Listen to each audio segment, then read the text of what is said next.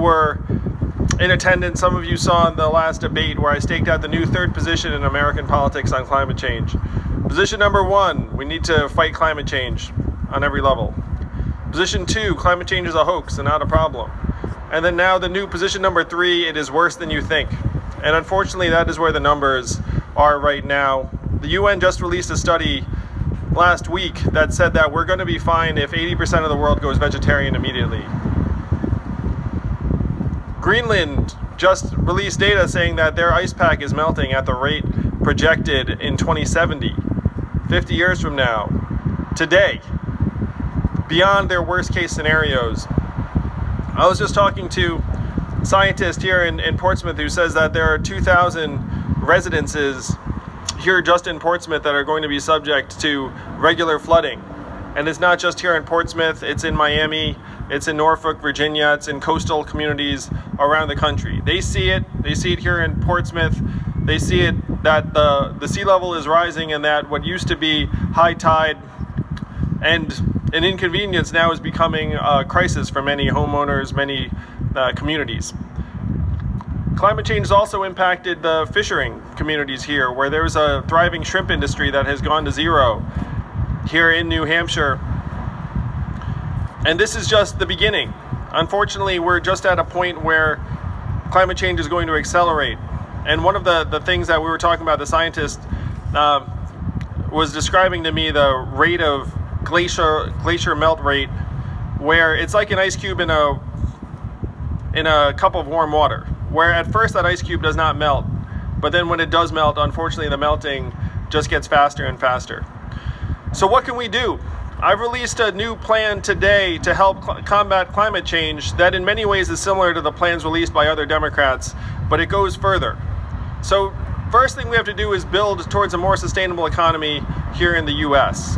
And the main way to do that is by internalizing all the externalities from fossil fuels and dirty forms of energy, and then creating an incentive structure that allows America to innovate and install solar panels, put in wind turbines, invest in geothermal to try and speed up our move towards renewable energy sources. And we can't have any illusions about this. The truth is we subsidize the fossil fuel industry to the tune of hundreds of billions of dollars over their development. And now, for whatever reason, those lobbyists are presenting the current situation as if it's carved in stone. We help subsidize those industries, and it's time that we invest in the energy sources of the future. One of the planks in my platform is a carbon fee and dividend, which I think is a very efficient way to help internalize the cost of emissions for producers and also fuel innovation. That American entrepreneurs and companies, if they know that there is money to be made by helping reduce emissions, then that's where the resources will go. Now, when I was on the debate stage, sorry, the noise, it sounded like a whale a little bit, like the boat rubbing together against the pier. The whales like my climate change plan. They've come up to the surface. You might not be able to see it on camera, but there are half a dozen humpback whales all in the back, like clapping their flippers together, saying yang gang.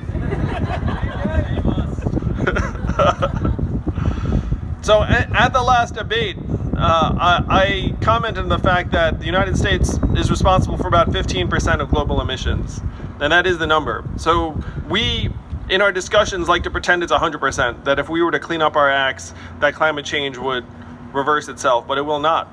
And we all were witness this weekend to the burning of the Amazon rainforest, the lungs of the world, which accounts for about 20% of the world's oxygen.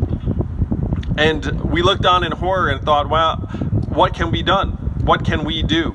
This is truly a global issue. And even as we upgrade our own infrastructure, we have to try and help the rest of the world advance in the same direction. Now, what's happening in the rest of the world is that China is investing billions, hundreds of billions in renewable energy sources, but they are now exporting dirty energy to Africa and the rest of the developing world. They're going to Africa and they're saying, hey, I've got a power plant for you and it burns coal. How does that sound? And then Africa, the people of Africa are saying that sounds great because they're at an earlier stage in their development. They're just trying to get energy as expensively as possible. So how do you combat that set of incentives?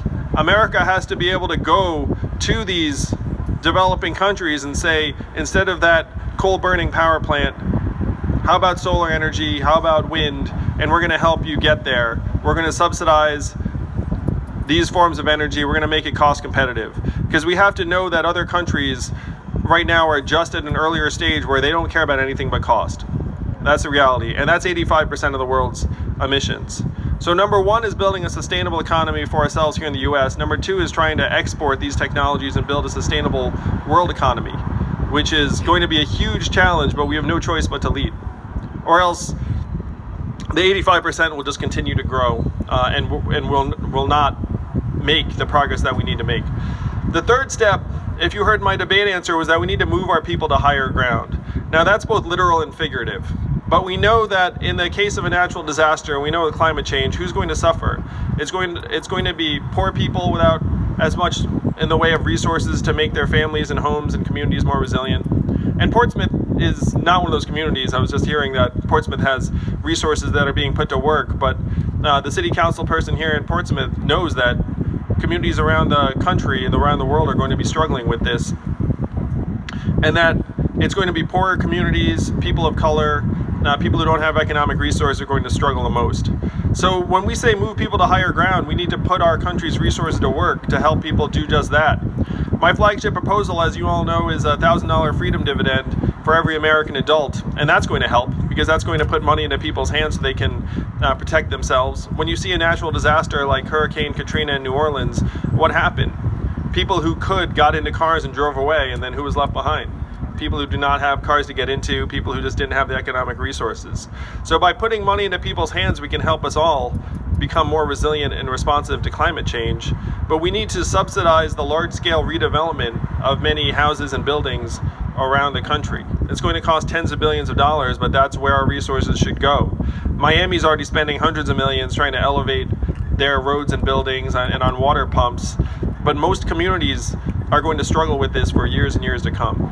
Many communities just have the resources to identify the need, but then not meet it. And then if you're a municipality and you invest money on trying to address climate change, you're going to rob Peter to pay Paul. You're going to spend less on vital city services, education, and other things that we need to thrive as a community. So moving people to higher ground means owning the fact that climate change is real, it's advancing, and that the public resources need to be put into place to make us all safer and help our communities adapt.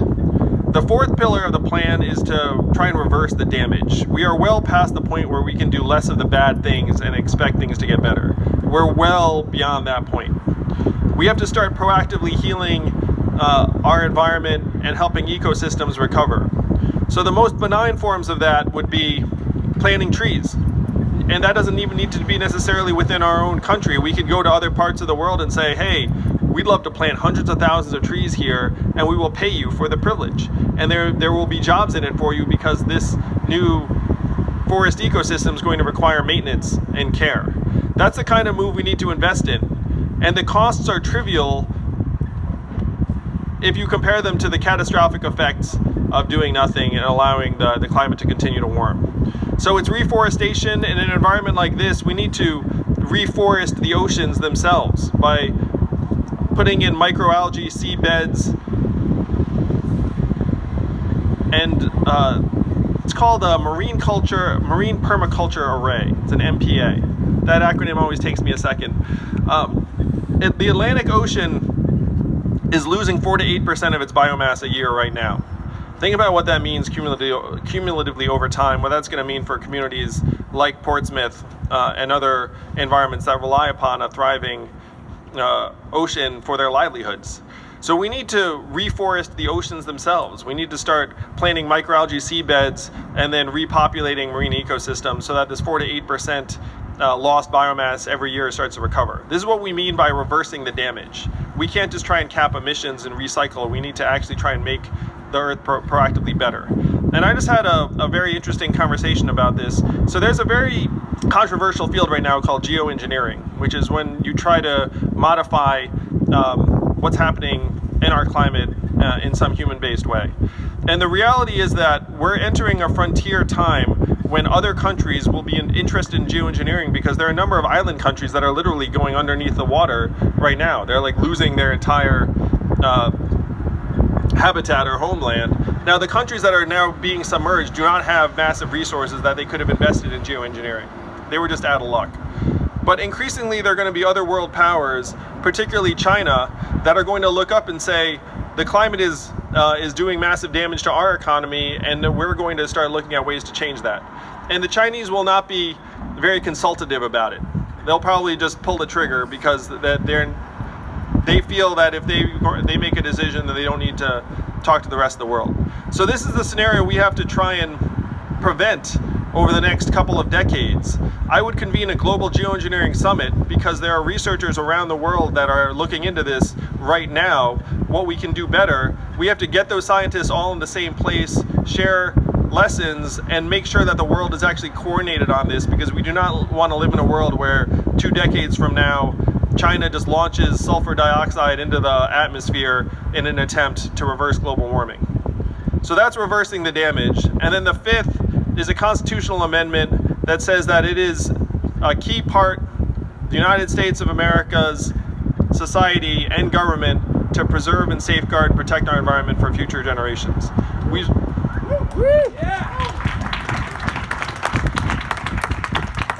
have a national heritage around national parks and natural resource that we've been trying to pass on for generations, and how could we be ignoring the biggest element of all that, which is the planet itself?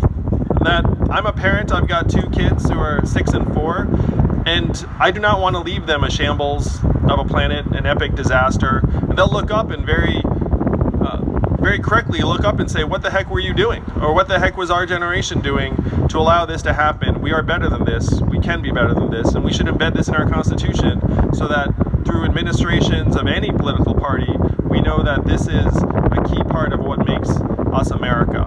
So this is the 5-part plan that we summarized it by calling it it's worse than you think. But we can lower emissions, we can get our people to higher ground, and we have to act very, very quickly. So would love to work with you all on this. Recycle, reuse, I'm kidding. But if anyone has any questions who are not from the media, because there are a bunch of people who decided to spend some time, and I sense that many of them are passionate about climate change. So if you have questions, not plants at all. No, really, they're not. I mean, you can check them out. So you can tell, this guy's definitely not a plant. Come on up and ask a question. Sure thing?